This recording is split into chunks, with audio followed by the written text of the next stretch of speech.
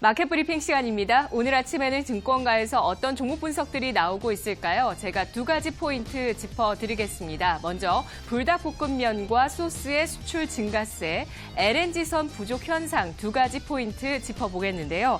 삼양식품에 대한 현대차 증권의 분석입니다.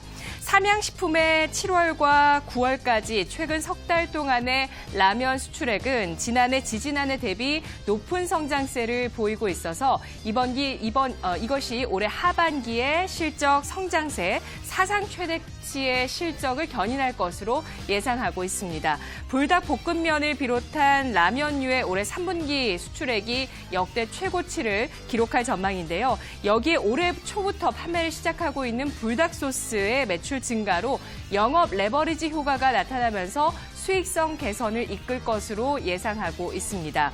유통망도 아시아를 중심으로 확대되고 있는데요.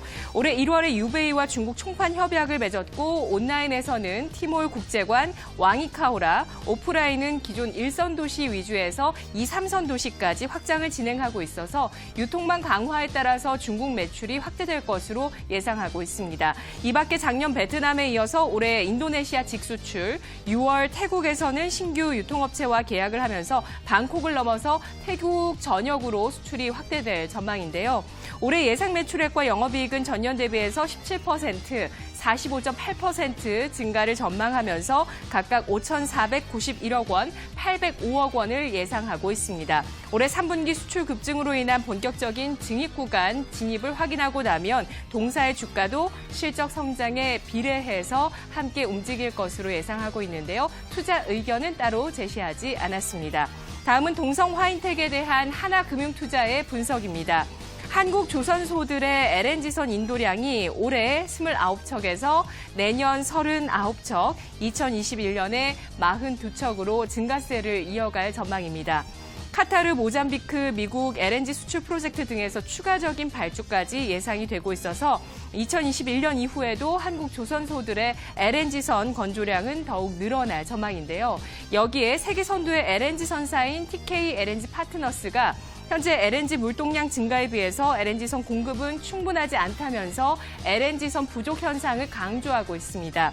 여기에 평균 선령이 20년 이상으로 노후가 된 모스 LNG선 퇴출이 일어나고 있어서 LNG선 부족 현상을 더욱 가중시키고 있다는 업황 분석인데요.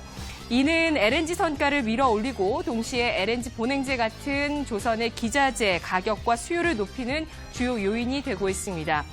동성화인텍의 수주 잔량은 지난 1년 사이에 2배 이상 늘어났으며 또 지난해 가을부터 본행제 공급 가격이 인상되면서 이것이 실적의 급격한 성장세를 지금부터 이끌고 있다는 분석입니다. 동성화인텍의 ROE, 자기자본 이익률이 굉장히 돋보이고 있는데요.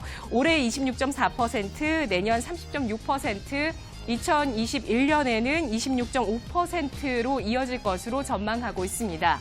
우리나라 대기업들이 현재 시가총액의 상위 기업들이 대부분 한 자릿수의 ROE를 기록하고 있는데 동성화인텍 20% 이상의 ROE를 앞으로 3년 동안 이어갈 것으로 예상을 하고 있는 모습입니다.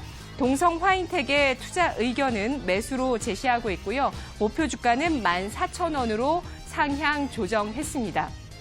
최근 음식료주들 수출의 기업으로 변모하고 있으면서 바닥권에서 모멘텀을 받고 있는데요. 추가적인 상승 여력이 가능할지 또 동성화인텍은 상승 추세를 또 한 번 나타내면 조선주 대비해서 더 큰 폭의 상승을 일으키기도 합니다. 이에 따라서 어떤 움직임을 보일지 주목이 되고 있고요. 동시에 P의 상승과 또 Q의 증가가 일어나고 있는 각각 분야의 기업이라는 공통점이 있겠습니다. 삼양식품과 동성화인텍의 앞으로의 주가 주목해서 살펴보시죠.